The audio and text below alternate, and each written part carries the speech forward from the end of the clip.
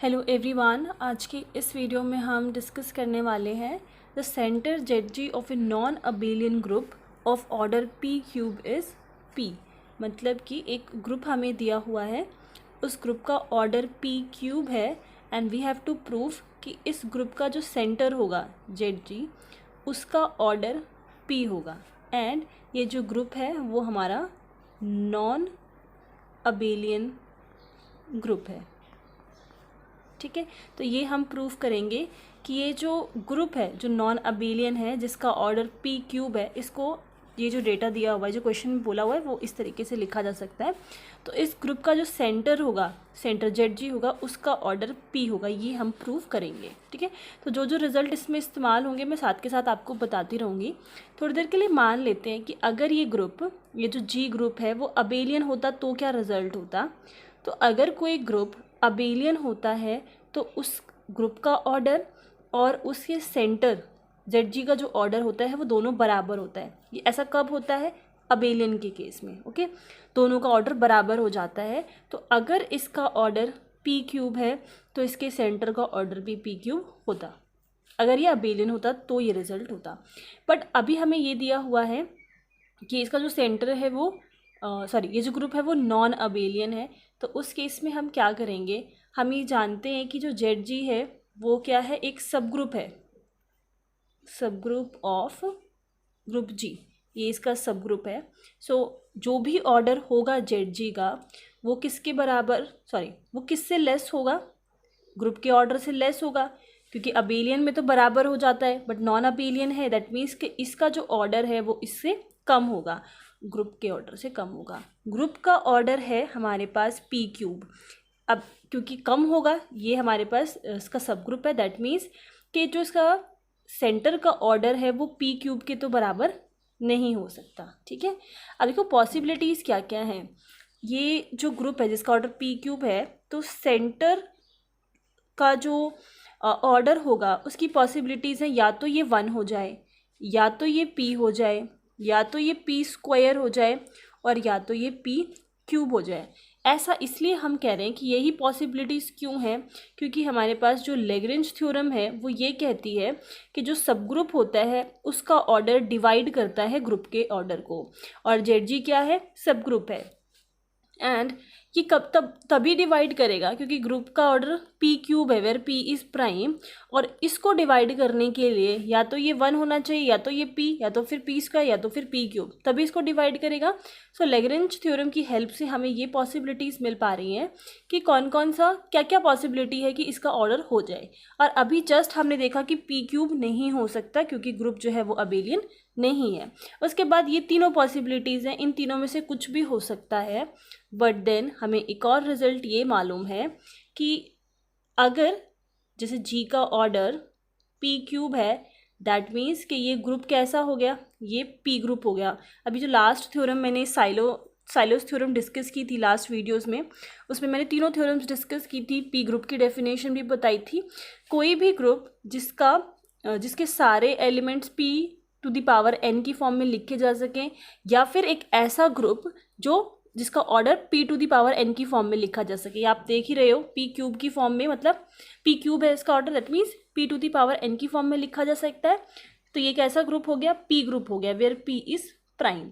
तो हमारे पास एक प्रॉपर्टी भी मैंने आप लोगों को बताई थी उस वीडियो में, लिंक आपको डिस्क्रिप्शन में मिल जाएगा, कि अगर कोई ग्रुप जी पी ग्रुप है तो उसके जो सब ग्रुप्स होते हैं उसके सब ग्रुप्स भी कैसे होते हैं? पी ग्रुप होते हैं।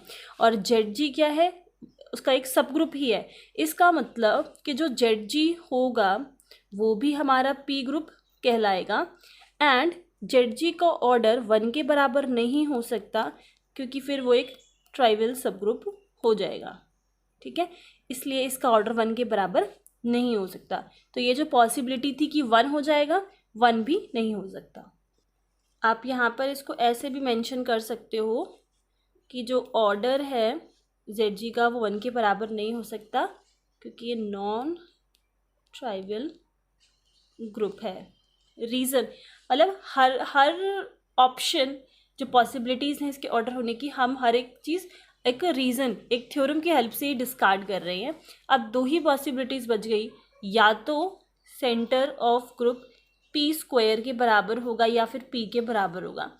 थोड़ी देर के लिए मान लेते हैं कि पी के बराबर है। ओके, अगर इसका ऑर्डर पी स्क्वायर, सॉरी मैंने पी स्क्वायर लिखा है ना, ओके, तो थोड़ी देर के लिए मान लेते हैं कि इसका जो ऑर्डर है वो पी स्क्वायर के बराबर है। तो हमारे पास कुछ रिजल्ट्स और हैं, ये सब कुछ हमने डिस्कार्ड रिजल्ट्स की हेल्प से ही किया हुआ है। तो देखिए, हमें पता है कि जो ZG है वो सब ग्रुप है, एंड वी नो दैट कि ZG एक नॉर्मल सब ग्रुप है किसका, ग्रुप G का। अगर आप क्वेश्चन ग्रुप बना सकते हो, अगर मान लो H नॉर्मल सब ग्रुप है ग्रुप का, दैट मीन्स कि G/H एक क्वेश्चन ग्रुप बनाया जा सकता है। क्वेश्चन ग्रुप जब हम बनाते हैं तो हमें ये कंडीशन रखनी होती है कि जो ये नीचे हम सब ग्रुप लिखते हैं ना, ये इसका नॉर्मल सब ग्रुप होना चाहिए, तभी उसको एज अ कंसिडर किया जा सकता है क्वेश्चन ग्रुप। तो ये तो हमें कंडीशन पता है, दैट मीन्स कि G/ZG एक क्वेश्चन ग्रुप बनाया जा सकता है। तो ये जो G/ZG होता है, दिस विल बी, ये क्या होगा, अगर मान लो ये साइक्लिक होता है तो ये इम्प्लाई करता है कि G अबेलियन होगा उस केस में। ठीक है, G विल बी अबेलियन कब, अगर G/ZG कैसा हो जाए, साइक्लिक हो जाए, तो G अबेलियन कहलाता है। तो अगर हम G/ZG को सॉल्व करें, that means order of group by order of ZG, तो ऑर्डर ऑफ ग्रुप क्या हमें गिवन है, ऑर्डर ऑफ ग्रुप हमें गिवन है p³, और इस केस में अभी हम p स्क्वायर मान के चल रहे थे कि ZG का ऑर्डर क्या है, p स्क्वायर है, हमने ये लेट किया था। तो ये सॉल्व करेंगे तो कितना आ गया, p आ गया। दैट मीन्स कि जो ऑर्डर है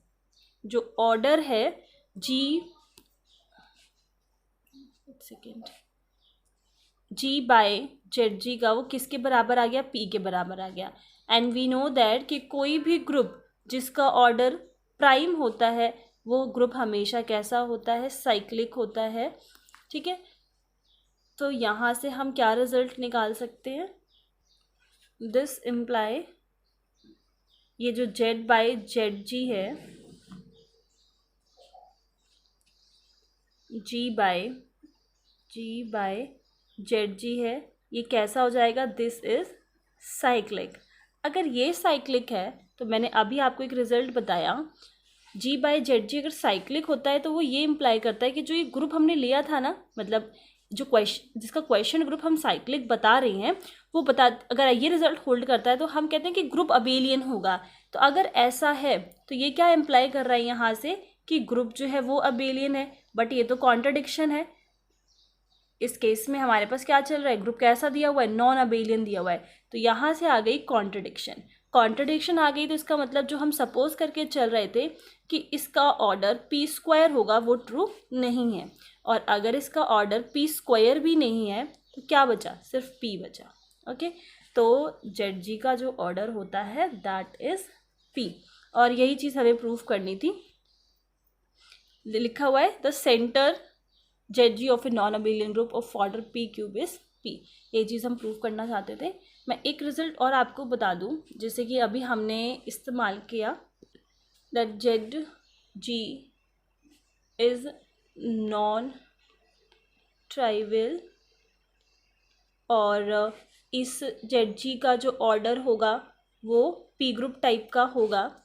ठीक है, तो ये जो स्टेटमेंट्स हमने, जिससे हमने ये डिस्कार्ड किया कि इस सेंटर ऑफ ZG का जो ऑर्डर है वो नॉट इक्वल्स टू 1 है, तो ये जो थ्योरम है उसकी थ्योरम जो नेमिंग थ्योरम है, one sides theorem for p group का इस्तेमाल करके हमने इसको डिस्कार्ड किया था कि इसका ऑर्डर इज इक्वल्स टू 1 के बराबर नहीं हो सकता।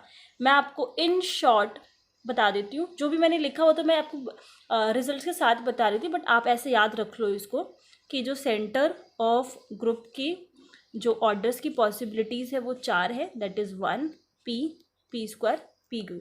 ठीक है, कंडीशन वही है कि ग्रुप का ऑर्डर p³ के बराबर है और ग्रुप नॉन अबेलियन है।